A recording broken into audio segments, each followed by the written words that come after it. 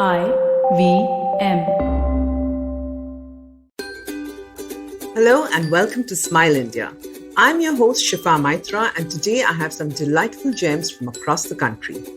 Let's begin with an incident that happened in a small town of Jharkhand and proves that dreams do come true if you keep the faith. 11-year-old Tulsi Kumar is a bright kid who loves school and studying. Once the pandemic struck, she was okay at home till online classes began. Some of her classmates got smartphones, but her family couldn't afford one. She knew her father couldn't indulge her this time, and nothing else mattered to her. So, when mangoes were in season, she requested her mother to get some so that she could try and sell them and fund her own phone. Her mother agreed. Tulsi went to work diligently every day.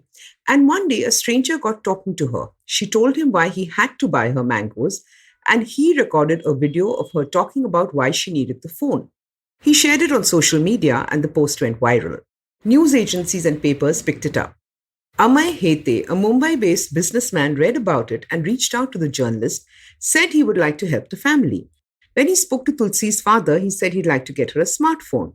The father warned him that his daughter would not accept charity. So when Amey actually spoke to Tulsi the next day, he told her he wanted to buy a dozen mangoes from her, but he would set the price. He would pay 10,000 rupees a piece and he wanted a dozen. Tulsi said, okay. So she got 1,20,000 from her sale and Amey got 12 mangoes. She was ecstatic and she could buy her smartphone and also hire a tuition teacher to make up for the lost time. What I find beautiful about this incident is not just Tulsi's determination, but even Amey's gesture of giving without hurting the young girl's sentiments. When was the last time you ate a spoon? Not a spoonful of something, but ate an actual spoon? No, I haven't totally lost it. I'm talking about B. Narayan Pesapetti's edible cutlery. That's one of the best inventions in recent times.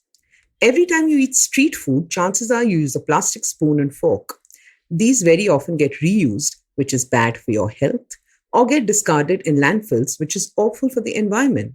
This bothered Hyderabad resident Narayan. Once on a flight, he disliked the idea of using a plastic spoon. So he remembered that he had jawar bhakris in his bag. They turned hard, but he could use them to scoop the curry. And an idea was born. He got home and told his wife. So they experimented for a year in an oven at home, baking jawar and rice flour or wheat flour crispies that could be used as spoons. Since jawar has a neutral taste, it's ideal to make spoons with, and they finally made some that could even hold hot soup. Now Narayan was like a man possessed, and he managed to crowdfund resources to buy equipment. Next, he spoke to local farmers who agreed that jawar is a healthy millet and takes less water to grow, but the demand is limited. He then placed orders, and Bakeys edible cutlery was born. Locals in Hyderabad loved it, and soon his wife trained women in the process, and they were in business. In the last couple of years, they've been supplying edible spoons and bowls across India. So now people take these with them when they go to eat street food, and along with the last bite, they eat the spoon too. Good for the environment and great for the one consuming the millets. Bakeys are in the process of increasing their range to plates and chocolate-infused spoons for ice cream. More power to Bakeys.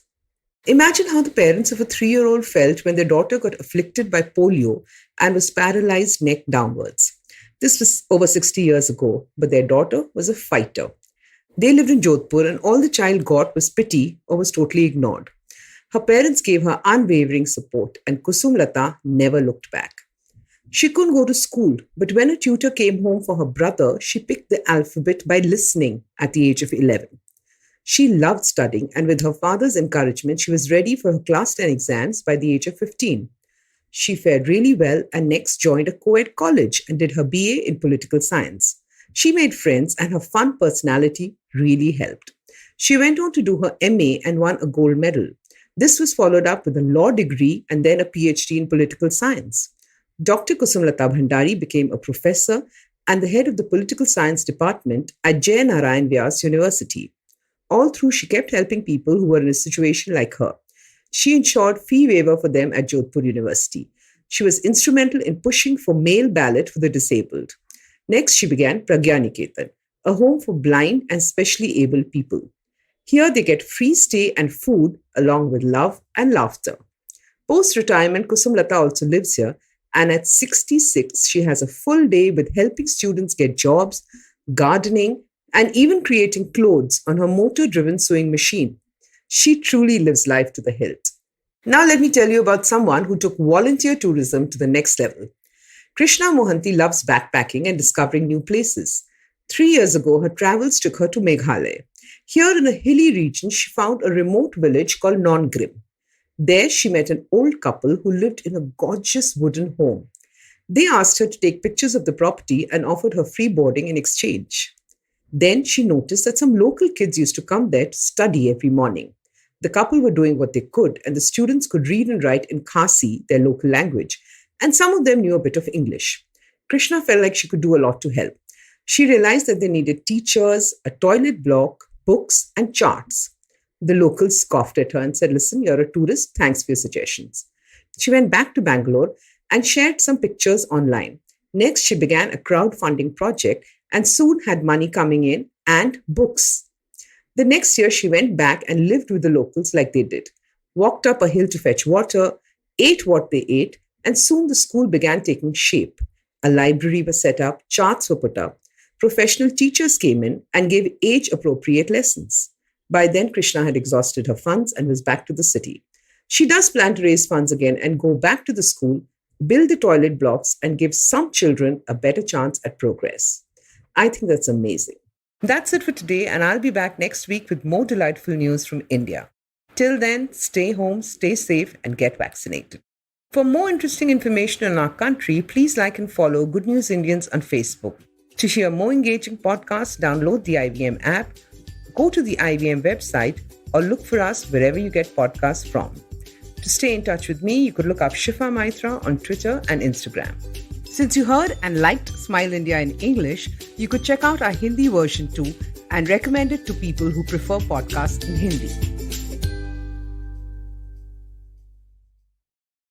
Hey everybody, let me tell you a little bit about what happened on the IVM Podcast Network this week. We've had some amazing stuff, right? I mean, I don't know if you're aware of the redoing or the rebranding of the Traveling Professors show. We called it now Smarter with Sid, which is our Deshmukh. This week he examines Netflix getting into e-commerce and will this affect how Amazon's dominating the space. Also, let me give you another quick hits to join up on. So on Cider Says, Cyrus was joined by Olympic equestrian Imtiaz Anis, and Nishan Burla from the Triangle Offense podcast showed up on Thursday's Cock and Bull to talk about the NBA Finals. On Nankari, Sadaf and Archie were joined by Keshav Chaturvedi of the Tere Mere Raste podcast. On Storytellers and Storytellers, Vineet talks to Ashim Mathur from Dolby. And don't forget to follow us on Facebook, Twitter, LinkedIn, and Instagram to keep up with what's going on the network. And with that, let me also just finally thank our sponsors. They're what makes things possible. We'd like to thank Seat, Cred, Global Victoria, Bank of Baroda, Intuit India, and Lenovo. Thank you so much for making this possible.